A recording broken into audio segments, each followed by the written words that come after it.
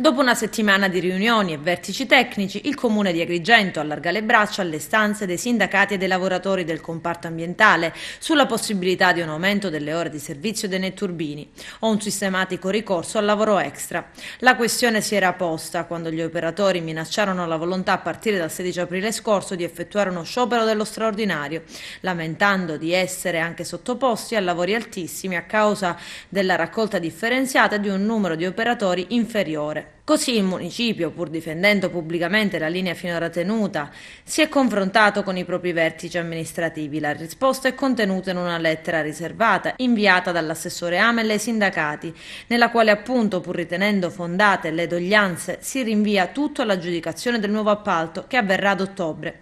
Impossibile, secondo l'ente, modificare le ore di servizio attualmente disposte. L'ipotesi era di portare a full time e part time. E non è nemmeno possibile disporre un aumento del lavoro straordinario in modo programmato, per quanto possa anche essere necessario. Quindi tutto rinviato di 6 mesi in attesa di comprendere cosa vorranno fare i lavoratori. Il Consiglio Comunale da tempo chiede al Municipio di avere certezza su numeri, effettivo impegno delle forze lavoro e il 5 febbraio venne anche votata una mozione presentata dal consigliere Nuccia Palermo per avere una programmazione almeno mensile dei turni e dell'utilizzo dei lavoratori. Duro l'intervento della UIL di Agrigento con in prima fila Geracquisto e Nino Stella sul servizio di igiene ambientale. A 2 mesi dall'inizio del servizio di differenziata in tutta la città, scrivono i due sindacalisti, Agrigento ha delle oggettive difficoltà ad avere una città pulita e un servizio di differenziata che funzioni bene.